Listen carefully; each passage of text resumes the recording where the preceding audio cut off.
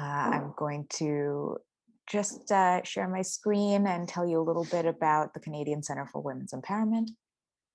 So just a moment here.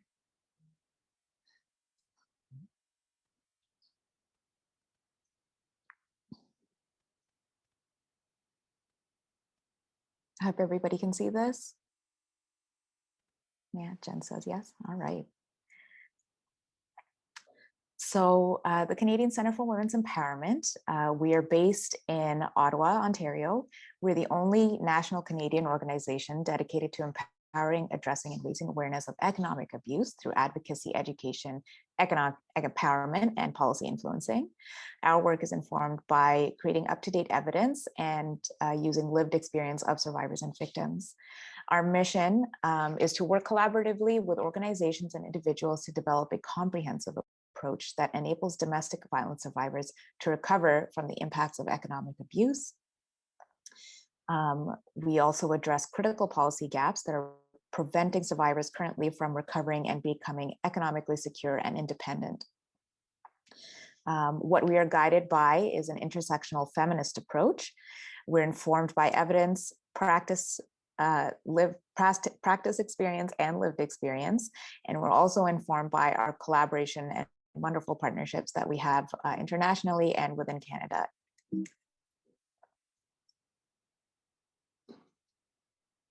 Excuse me. Our objectives are to help survivors heal, build resilience, and lead a healthy lifestyle. We also influence policymakers and financial institutions to remove structural financial obstacles that impact the economic empowerment of survivors. And we raise public awareness on economic abuse in the context of domestic violence. And we do all these through focusing on mental health, wellness, and self-care, through entrepreneurship, through advocacy and system change, and through education and awareness. Some of you may have heard about our National Task Force on Economic Justice. I am the chair of the policy committee on that, but that is one of the ways that we exercise advocacy and system change. So thank you so much for listening to that. Right now, I would love to introduce you to our guest speaker for today, Jennifer Glinski. Thank you so much, Jennifer, for being here. We're really excited to have you here. I personally am very excited to hear about your research. But just to give you a little information about Jenn, Jenn is a fourth-year postdoctoral researcher and a candidate for the University of Glasgow Research Impact and Knowledge Experience 2020 Award.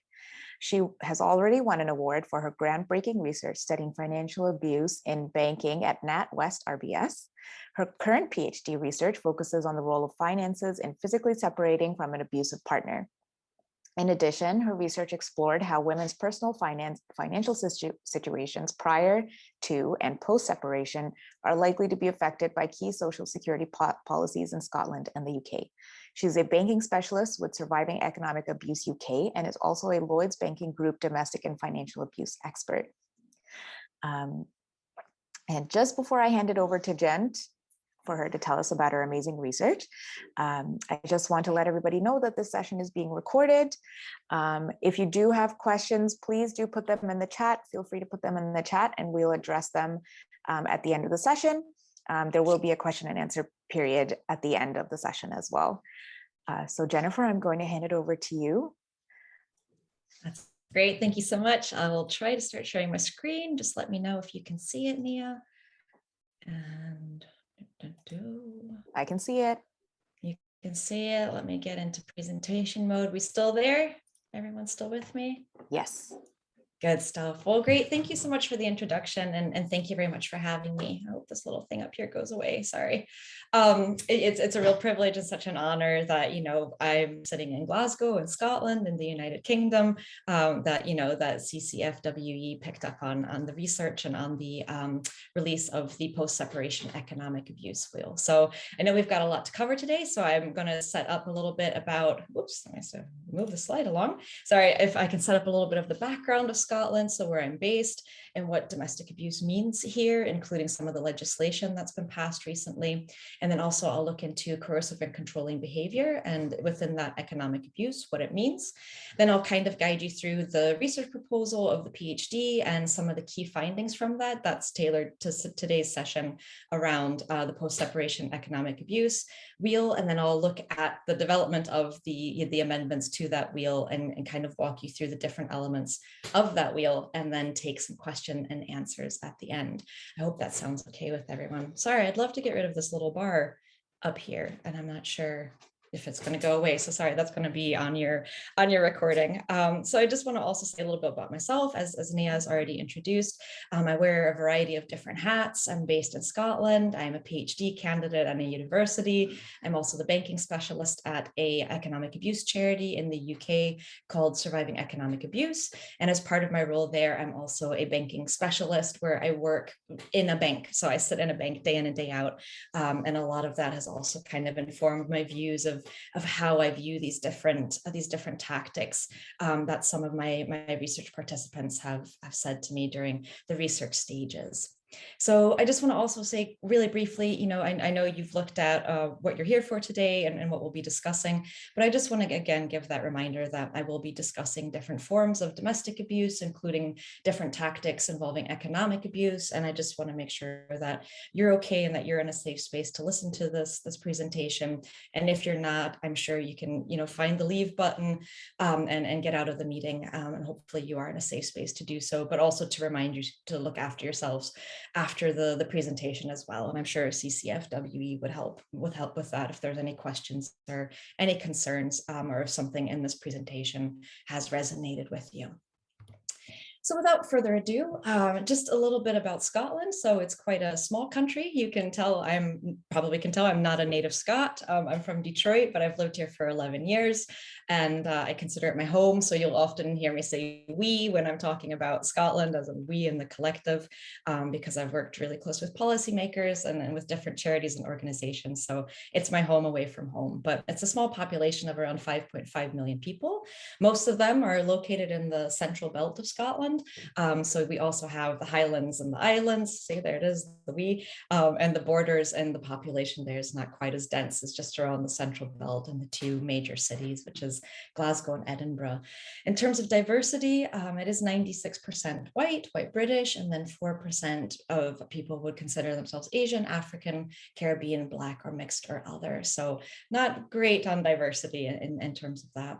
We make up part of the United Kingdom, which consists of England, Wales, and Northern Ireland. And as part of that, what we have is something called devolved powers. So the United Kingdom is as the whole, and then these different nations within that nation, within the United Kingdom have devolved powers. So our devolved powers include things like agriculture, the environment, health and social services, housing, and justice and policing. And as you can probably tell, domestic abuse sits within all of those, really. It does touch on all these different aspects of some of the powers that we have, including some social security as well, so benefits. So it sits within all of those. And in 2019, I'll go into that in a second, what happened in 2019. But just to kind of give a little bit more information about, about what domestic abuse looks like in Scotland, some of the statistics that were taken, that we know about from 2019 and 2020, we don't have the stats yet for 2021, is that we on average have around 62,000 domestic abuse incidents that are recorded by Police Scotland. We actually know that that's quite low because only 16.8% of victim survivors report. And then under the new domestic abuse legislation that was passed in 2019, which I'll talk about in a second, we have 1,681 new crimes which were recorded under that Domestic Abuse Act. We also recognize that it is a gendered crime and that 4 out of 5 victims who've experienced domestic abuse are women, and that the abuse has been perpetrated by men. And then the last stat is actually UK-wide, because again, we sit within the UK. We know that 3 women a week are murdered by their partner or their ex-partner, and that ex-partner part is really important, and especially for the presentation today. So like I said, that's a UK statistic. I don't know if we disaggregated the data, what that would look like in terms of women in Scotland.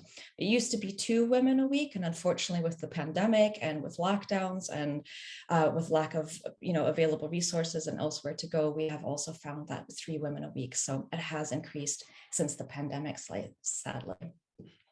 So in terms of legislation and how Scotland tackles domestic abuse, a new domestic abuse legislation came into force in 2019, and it was considered groundbreaking domestic abuse legislation because it finally criminalizes the psychological domestic abuse and the coercive and the controlling behavior that victim survivors have been telling us exists, and that's what they experience. So this legislation really brought the legal framework in line with victim survivors' experiences and these lived experiences that we've been hearing about over and over and over again at domestic abuse services. It's also a piece of legislation that for the first time is classifying children not only as witnesses to domestic abuse, but actually as victims of domestic abuse. So you just don't witness it, you experience it as a child as well. And something that is obviously great for my research, but something that I'm very excited about, and the UK legislation has also now adopted, is the fact that post-separation abuse has finally been recognized in legislation. So abuse that can be done by a former partner, even though you have physically separated. So that behavior, that coercive and controlling behavior and power and control that we still see post-separation can now also be considered a criminal act, which wasn't the case prior to that. So kind of along those lines, when I'm talking about coercive control and the fact that, this is groundbreaking and they finally included coercive and controlling behavior in legislation, what I'm looking at here and what the Scottish government looked at was this definition by Evan Stark that he came up with in 2007 and was published. So it recognizes domestic abuse as an ongoing pattern of controlling, coercive, and threatening, degrading, or violent behavior where one partner uses physical, sexual, psychological, and/or financial abuse in order to exert power and control. And that's what we'll be talking about today. And that's why the wheel has been adapted based on my research findings. So this power and control, right? It's really designed, and this controlling behavior is designed to make a person dependent on the perpetrator. And this is done by isolating them from support, exploiting them, depriving them of their independence, and in regulating their everyday behavior. So this dependency is really something that we'll come back to in the later stages when we discuss economic abuse. So in terms of power and control, so even though Evan Stark was the first one to put it down and term it that in 2007, we actually have known about power and control and coercive and controlling behavior since 1984, and probably well beyond then as well, much prior to that. But in 1984 is when Duluth developed the power and control wheel, and this is the original wheel. And basically what they set out to do and what they achieved with this was capturing the lived experience of female victim survivors of domestic abuse that were saying, it is so much more than just physical or just sexual violence. Yes, that is a part of it, but in order to really make sense and understand the experience and what this does for your space for action and who you are as a person, that was really captured in the power and control wheel. So all these different aspects that are listed in this wheel, kind of the different segments of it, really highlight what is done, what this coercive and controlling behavior looks like. So if you look at some of the headings in it, using emotional abuse, using isolation, using the children, as well as using intimidation, these are all ways, these are all tactics in order to gain that power and control over someone's life and then create that dependency on the perpetrator. And we can see here already in the wheel in 1984 that economic abuse was already part of this conversation, right? So we knew then, and women were telling us then, that economic abuse and the different tactics that go along with it can be utilized to gain power and control and shrink your space for action. And it really wasn't until maybe a decade ago, or just a little over a decade, where researchers started to look into this more, started to unpack this more and said, what is actually going on with this tactic? Because we're looking at different forms. We've investigated psychological abuse, we've shone a spotlight on emotional abuse, but we really still haven't looked at economic abuse. So what we do know is, like I said, around 2008, so just a little over a decade ago, more than a decade ago, I guess, is when researchers started to really investigate what this lived experience looked like for victim survivors, and how finances and economic resources were used and exploited to really create this power and control over a person. So in 2008, Adams and her colleagues said, okay, we're saying the definition for economic abuse is behaviors that control a woman's ability to acquire, use, and maintain economic resources, thus threatening her economic security and potential for self-sufficiency. So that was really important and quite a watershed moment in terms of research and having that language, and then identifying the different ways, which then in 2012, Postmus did, the different categories of economic abuse and what this looks like. And Judy Postmus and her colleagues came up with these three categories, which is economic control, economic exploitation, and economic sabotage. So these are the categories that the Scottish government is operating off of as well. And it's what I've used for my PhD research to see how these different categories, what this looks like in the lived experience of victim survivors and how they manifest. So I won't spend too much time on this just for the sake of time. But again, those three categories, what do some of these tactics look like? So demanding to know how money is spent, making your partner ask or beg for money, or giving them an allowance. In terms of exploitation, oftentimes spending money that's needed for essentials such as household bills and rent.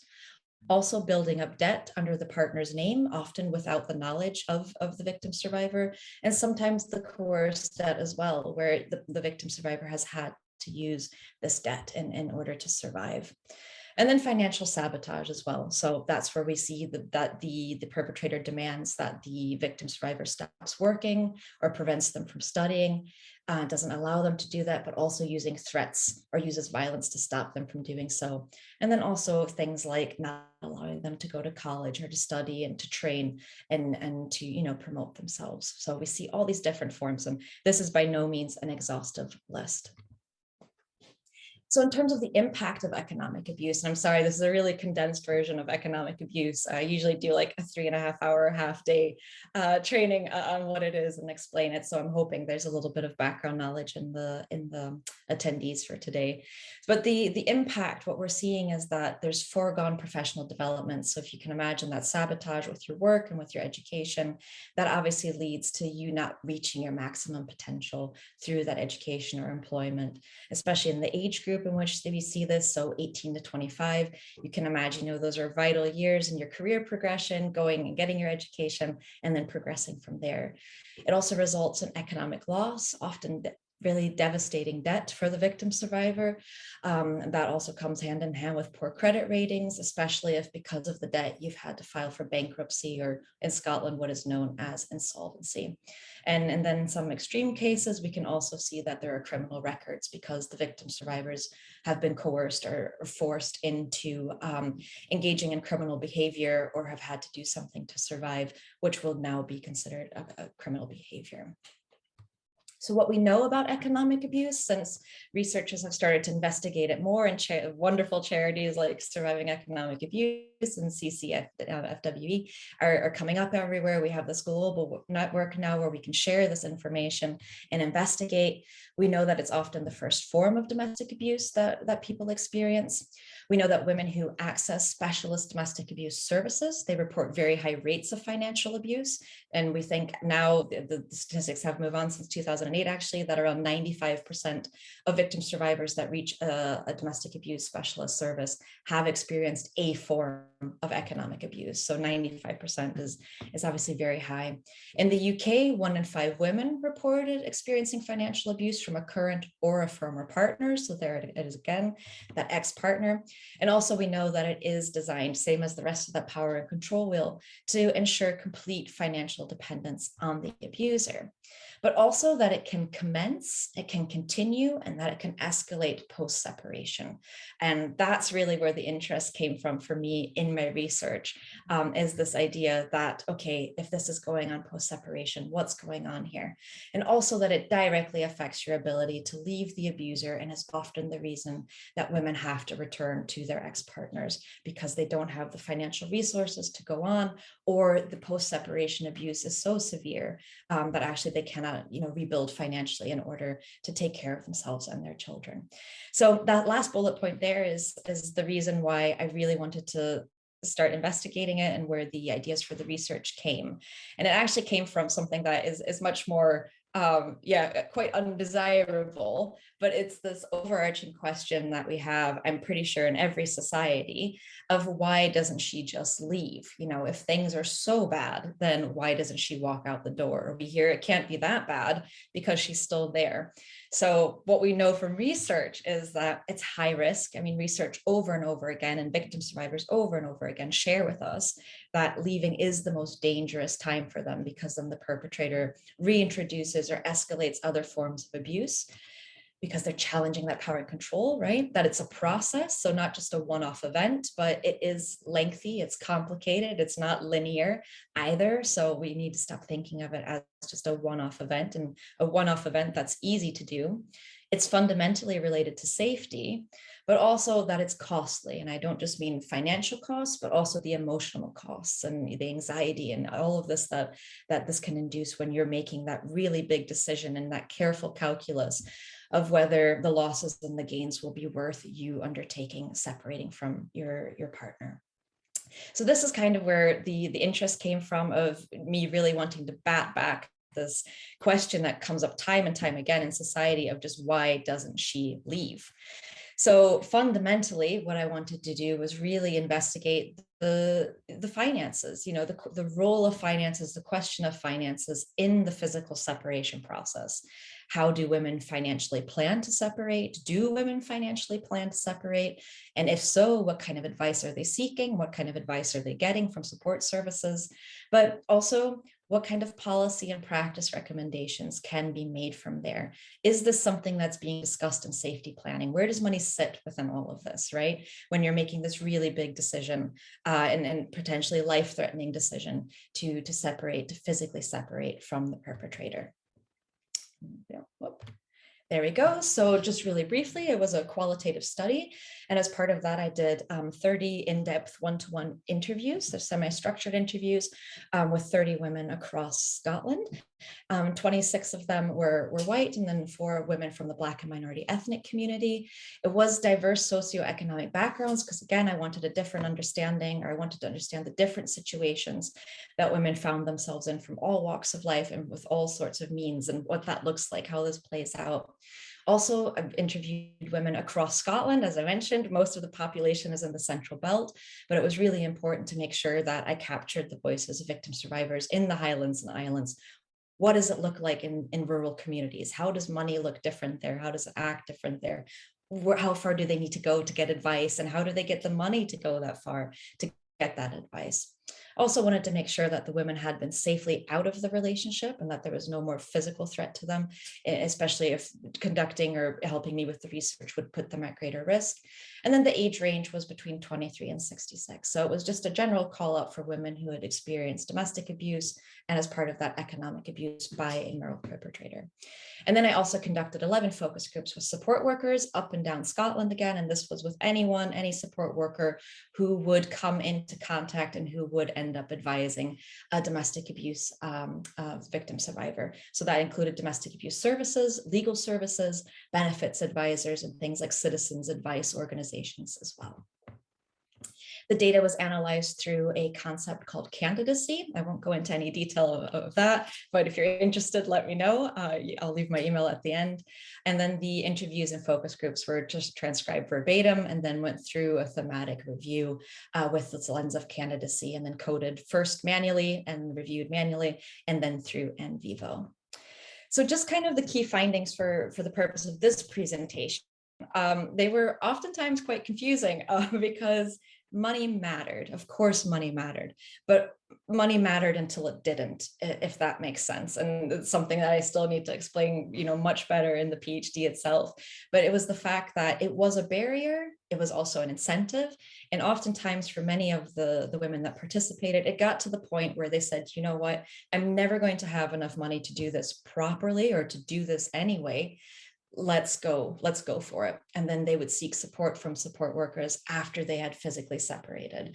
So it mattered. Many women said, yes, of course, I was aware that I had, reduced finances, maybe didn't identify that necessarily as abuse, but were just aware that, their financial means had diminished or they didn't have access or control of their finances. But then it often got to a point where it just stopped. It just didn't matter anymore. And they decided to physically separate and went through with that physical separation. The other key finding was that there was a real lag in the identification of economic abuse. And what I mean by this is it happened with victim survivors and professionals alike, where victim survivors, often because of the other tactics, the emotional abuse, the isolation, all these other tactics that they were experiencing from their partners, it often interfered with their ability, or, along with gaslighting as well, to see that there was economic abuse, because it was like, you're not a victim, you're just really bad with money, right? That's why there's no money. This has nothing to do with anything else. So there was active interference by their partners in the women identifying the economic abuse.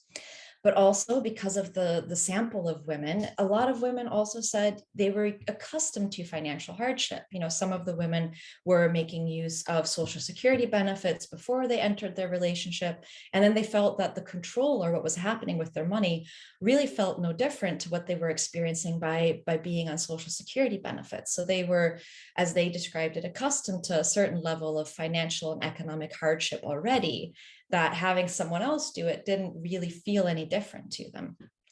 And then there was also the lag in identification of economic abuse, because for many, domestic abuse meant physical abuse. And I think that's probably something we're all very familiar with, because that is still the societal message that we get, right? We see when we're getting campaigns about stopping domestic abuse or domestic violence, we usually see bruises. It relates to physical abuse more so than these incognito, coercive, and controlling behaviors. So many of the women said, I was able to identify, obviously, the bruises and some of the verbal and maybe even the sexual abuse as domestic abuse, but I didn't see finances as a way of abuse. I didn't consider what was happening in any way financial abuse.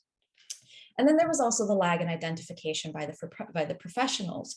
So I found that there was a varying degree of understanding of economic abuse. Some were spot on, could identify it, could define it and everything, and had a very good understanding of what this looked like and how it manifested. In others kind of gave very vague definitions, but also let me know that it really wasn't a key priority for them. So there was a hierarchy of abuse, usually, and again, this reinforces the other point above, that it was physical abuse that mattered, and that physical safety was what mattered above all else. And they saw their services, and often because of the remit and the funding for those services, they saw their job as securing physical safety. And once that had occurred, that's kind of where they took a step back, right?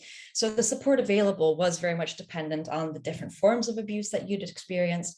And in terms of financial support or walking you through your financial options, there was actually fairly little. But some of the most common advice given around finances was to see if you would want to consider signing on for Social Security benefits. Something that might not be known with this audience is in the UK, you have to pay for your refuge placement. So your shelter placement, it's not free, it's not government sponsored. So if you do not meet the requirement for Social Security benefits, you have to pay for your refuge space out of your own pocket. And oftentimes these spaces can be so expensive that they're more than privately rented accommodation. So you can imagine that I don't have that kind of money lying around. I'm sure most people don't, in addition to all the other bills and everything else that you might have to pay. One of the ways to have it paid for is if you qualify for Social Security benefits, and then your housing benefit will cover that cost of refuge. So as you can imagine, being told to sign on to Social Security benefits, maybe not having your employment intact, all these other things, making yourself homeless, is actually not the best line of advice. So just to highlight this, some of the quotes from the support workers, one of them stated, "That's been my experience anyway, that the financial situation is in its immediacy, it's just, let's get something done now and we can work it out. So let's get you sorted out now. We'll see how the cookie crumbles later. Then I always felt that the financial barriers were a bit of the elephant in the room. It's almost as if they came secondary to the risk and the physical abuse and all these things. So there we see that hierarchy of abuse, right? Where financial, economic abuse was actually not considered as dangerous or as important or as worthy of spending a lot of time on as other forms of abuse, mainly physical abuse. So one of the big things that caught me off guard was, I went in there to look at finances in the separation process, but over and over and over again between the victim survivors and the support workers, what I kept getting told is, yeah, that was the relationship. Let me tell you about what's happening to me now. And this is the post-separation abuse, post-separation economic abuse that every single one of the women wanted me to know about. So I kind of had to change direction with the research. 29 out of the 30 women had experienced economic abuse during the relationship. There was one who said there was no economic abuse at all during her relationship. Other forms, yes, but never anything to do with finances. However, that changed as soon as she walked out that door and left her husband. That's when she saw that beginning, that commencing of economic abuse. So 30 out of the 30 women had experienced post-separation economic abuse. And in fact, most of them were still experiencing the aftermath and were still involved in post-separation economic abuse at the time of the interviews. And what they brought to the forefront was that this happened on an interpersonal level, so on a micro level, this post-separation economic abuse, and it also happened at a macro level. So at a state facilitated level. And that's what really sparked my interest in saying, okay, what is going on here? Because it's basically moved from the perpetrator to the state also facilitating this abuse. And one of the victim survivors said, first you're abandoned by the system and then you're abused by it, which I thought was quite powerful. By the way, all the names of the victim survivors have been changed. These are all pseudonyms, so none of the women should be identifiable. The other surprising finding was also that support workers were more than happy to relay all these different forms of post-separation economic abuse that they knew about. So they knew it was coming. They knew this is what the women would face, and depending on their individual circumstances, what this might look like and how it might play out. But they also expressed real frustration with their inability to challenge it in any meaningful way. So they, despite knowing it was coming and despite maybe warning the woman, the victim survivor that they were working with, that this might happen, they simply could not put anything in place which would prevent it from occurring, which goes back to that whole thing of it was state facilitated or at least state sanctioned as well. So from this, I felt that there were really 3 different stages of economic abuse, and not all 3 women, like I said, there was 29 out of 30 in terms of economic abuse during the relationship, experienced all 3 stages, but the overwhelming majority did. So there was economic abuse during the relationship. Then there was the aftermath of economic abuse, which is all included in the wheel. So I'll walk you through that in a minute. And then there were also the new tactics combined with some of the old tactics of economic abuse that they experienced post-separation. So that's where the wheel started turning for me, thinking about what is a good way that I can represent this and make sure that the women's experiences are heard, but also say that, you know what, there's a real systematic problem here and we need to challenge the system if we want to make sure that the abuse does end when the relationship ends. Now, I'm just going to ask about time real quick because I might have to skip a few slides. So we do have about 5 minutes left before we get to question and answer period. Wow. Okay. I'm going to skip through a lot of slides then because Okay. that's I could give you some extra time because we did start about 5 minutes late. So that would be great. Yeah, that would be really good. I'll skip through some of the stuff and hopefully get back to the stuff that everyone's here for. But just quickly, so based on that, I thought about the wheels that already exist. There's also a economic power and control wheel, which the director of surviving economic abuse developed in her research. And what I then did was go to Duluth and I said, hey, I really think I've got something here. Will you let me adapt the wheel? And then I said, yep, give it a go. Let's see what you got. Has to be done, in accordance with everything ethically and make sure that the women are as involved as possible. It needs to be coming from the victim survivors. So from the thematic analysis that I'd done, I went back to the women and asked them if this resonated with their experiences, how they felt about it, if they wanted to change anything. So it was really a very close working process. It was done through Zooms and all sorts and emails because of the pandemic and everything. But basically what happened is I would go back, I'd get participant feedback, I'd redesign the wheel, I'd get participant feedback, and I redesigned the wheel until we finally ended up with this. So this is the adapted post-separation economic power and control wheel. And you can see kind of what I was talking about there in terms of the two outer circles. So the big thing was that a lot of women still expressed that there was ongoing fear about their ex-partner and what they might be capable of, simply because when they were living with that person, they were able to manage their, the expectations. They kind of knew what might set this person off, but now that they had this physical distance, they simply did not know and didn't know how to anticipate some of the behaviors that would then be introduced. And then the inside wheel there, that kind of is the second stage. So the consequences of the economic abuse that the women had already experienced in their relationships. And that's where we see coerced debt, where they've come out of the relationship, they check their credit files, they realize that the credit file is damaged, they realize that they have coerced debt that they had absolutely no knowledge about. There's also that inhibited employment and education there, and many of them had to file for bankruptcy. Quite a few of them fought filing for bankruptcy because they said, I'm so young, I don't want this on my credit file, I don't want this impacting the rest of my life, I'll try to manage the debt as best as possible.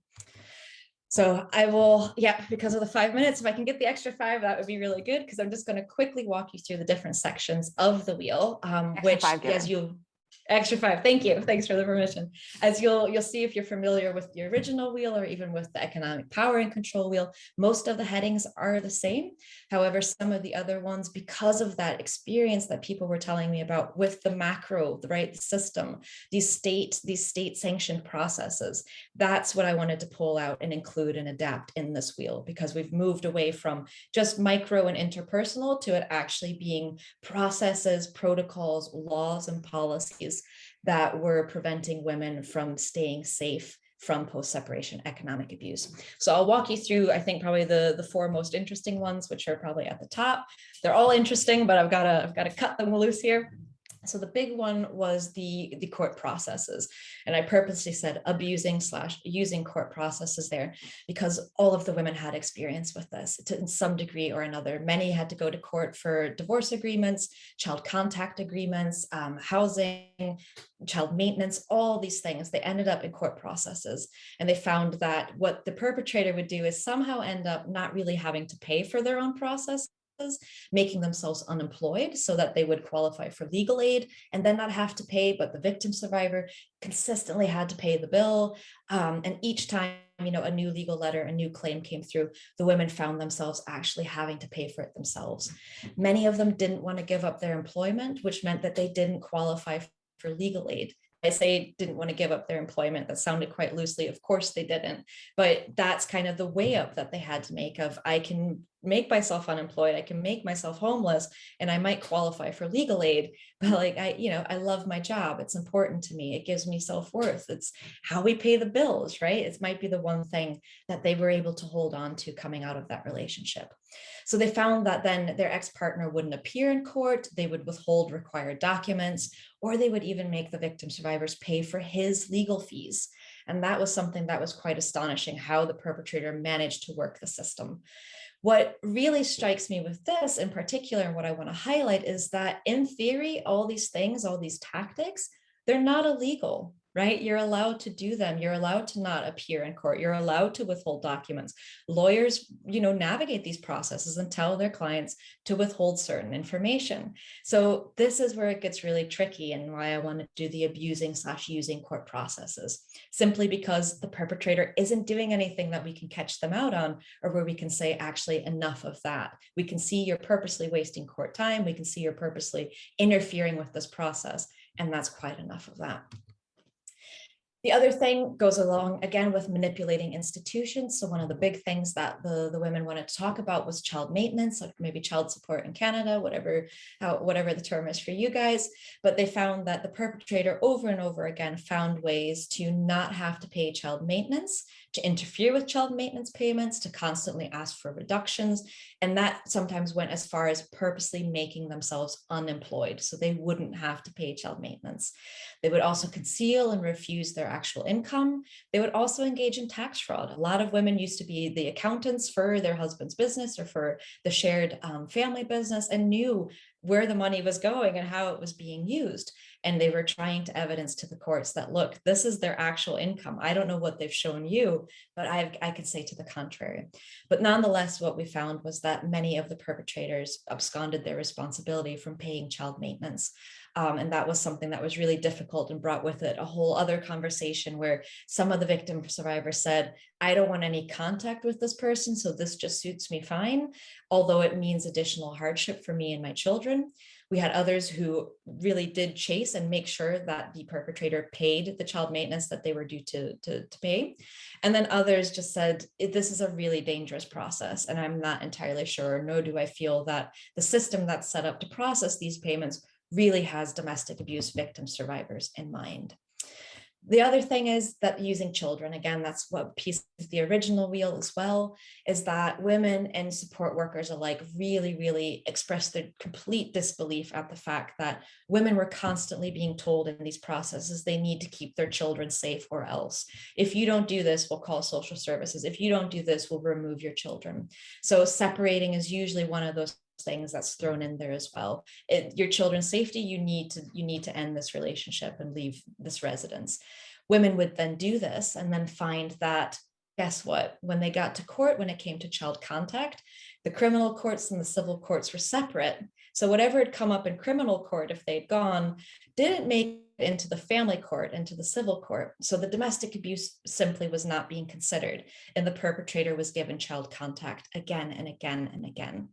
What this meant for post-separation economic abuse is that the perpetrators, the fathers, would often then use the children and make the women pay for contact.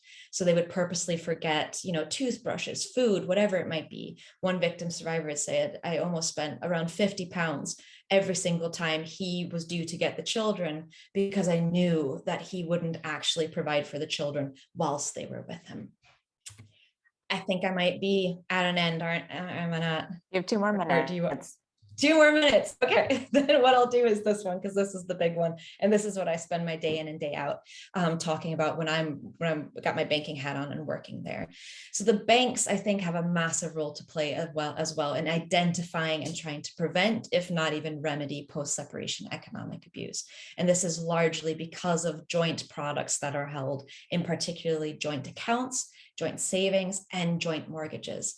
What we found post-separation is that the perpetrators simply refused to renegotiate any sale of the house, any mortgage rates, anything at all that would make life continuously difficult. Sometimes the perpetrators would remain in the residence that the victim survivor was paying for. So she was paying the mortgage on the house that she jointly owned, as well as for a new apartment or for a new house, which again, we can, I think, all appreciate that would drain your financial resources, and simply no one's really able to do it realistically.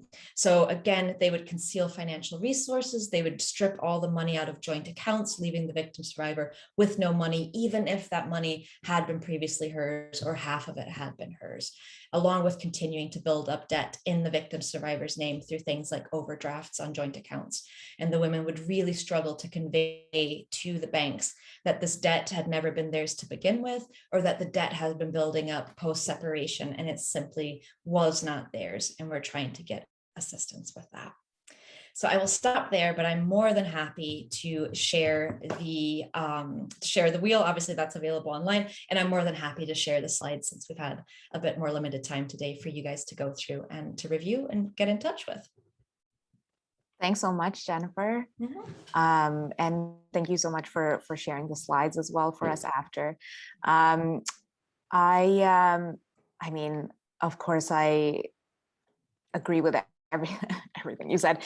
It's there are things that we see like that within the Canadian system as well. That quote that you had from that survivor, that the system abuses them, is particularly relevant here because we find that after separation, the legal systems, the child support, the family support, welfare support tends to really entrap those women. afterwards. And Jen had a question for the audience regarding the power control wheel. I don't know if you want to flash that on the screen again, Jen. Oh, I don't think I have the question, but I can just ask. I can just oh, no, ask no, it. just Yeah, the yeah. power control wheel itself. Oh, yeah, of course. Yeah, 1 second. Because Carry she on. was wondering about, to the Yeah. audience, whether that control wheel really encapsulates the Canadian and international experience, because it was based on UK and Scotland. So I was thinking I could maybe, I was trying to see if I could add a little poll question. So just give me one moment to see if I could do this here. So if you could share that screen. It should be up, but let me know if you can't see it. I think I could see it, yeah. Control wheel.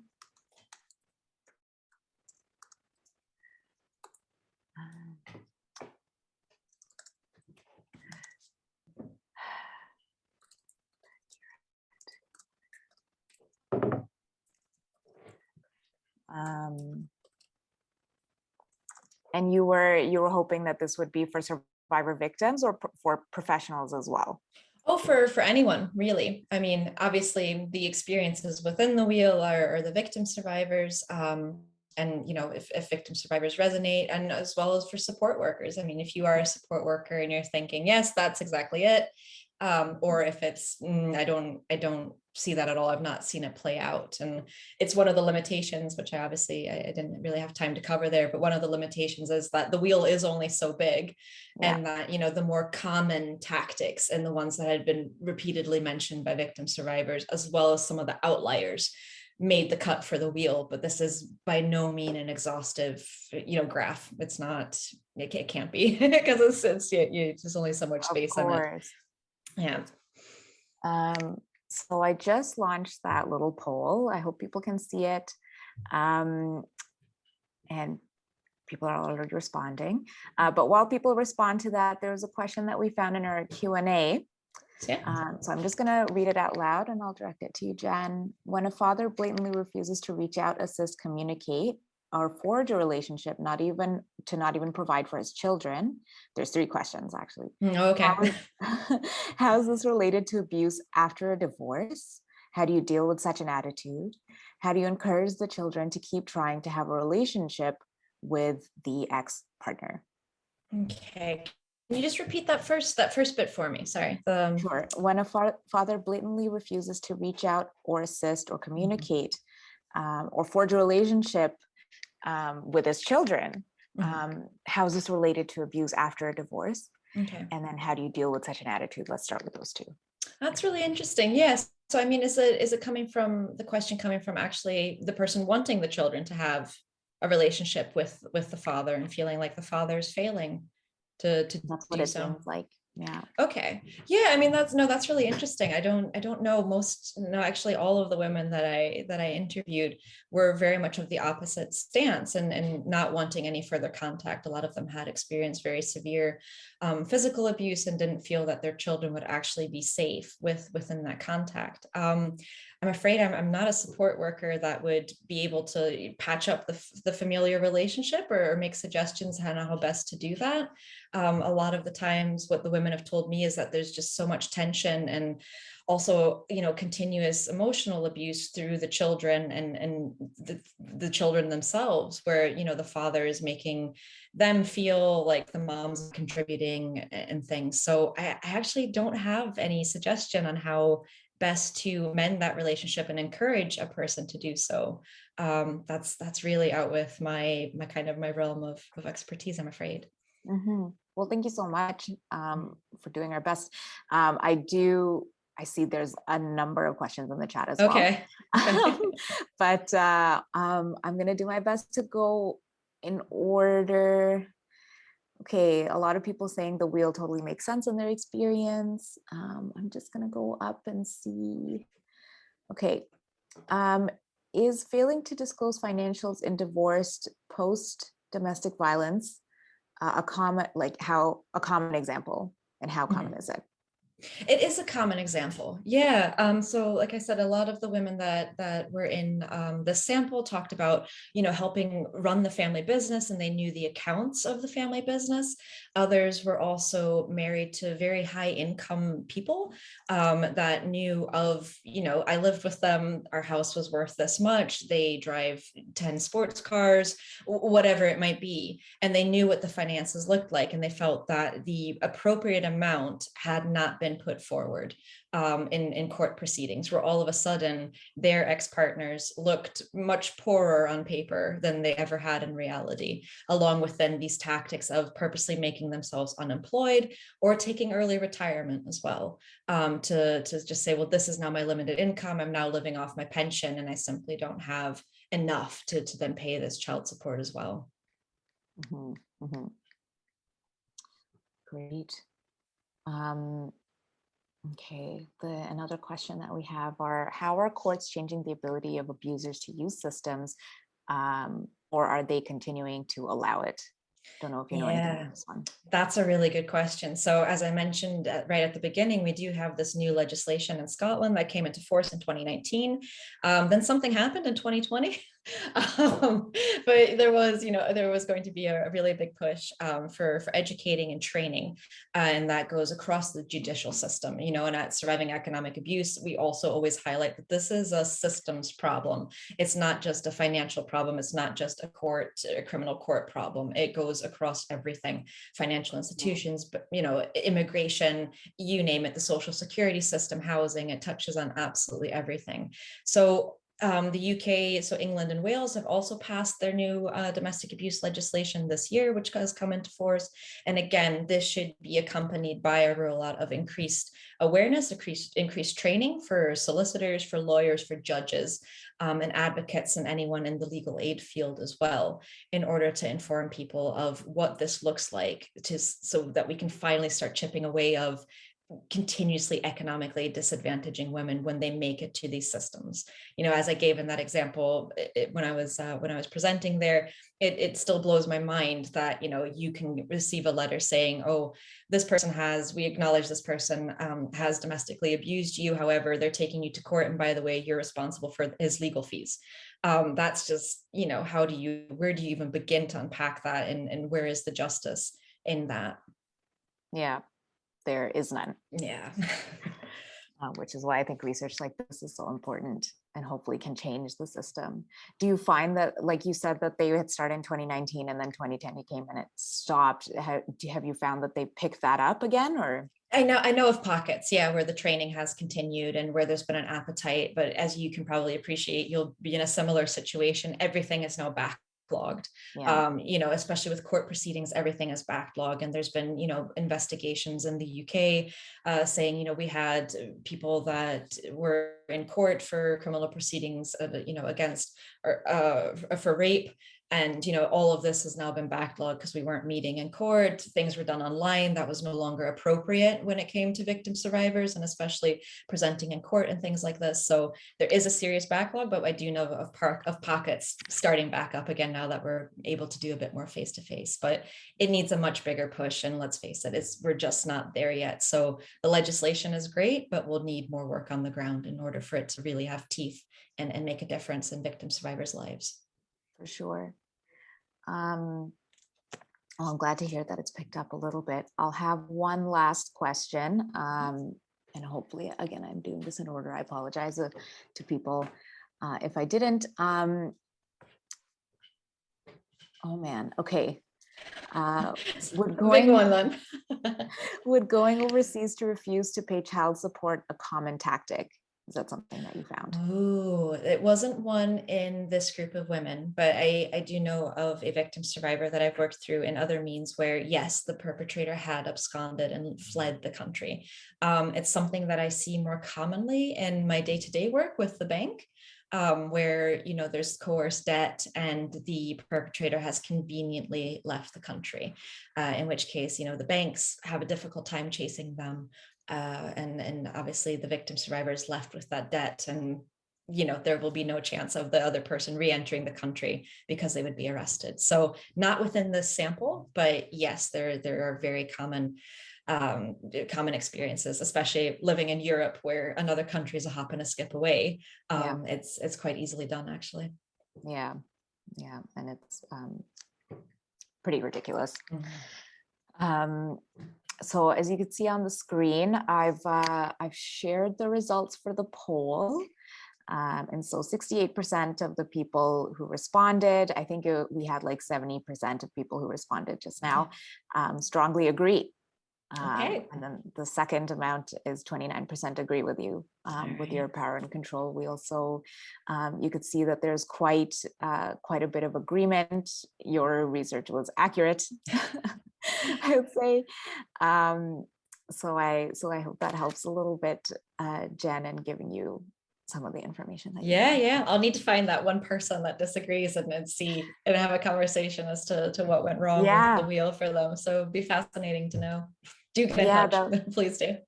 For sure. And to that one person who did disagree, please do get in touch. We are at info@ccfwe.org, and we can pass along your message to Jennifer. I want to thank everybody for coming again. And I'm really sorry I wasn't able to go to everybody's questions, because there were really great questions here. And I wish we did have more time to delve deeper into Jen's research. But again, thank you so much, Jenn, for being with us today and for sharing your presentation with us. And for everybody at home, I hope you're keeping well and safe. And hopefully we'll see you at our next event. So thank you so much, everybody. Thanks for having me. Take care, everyone. Take care.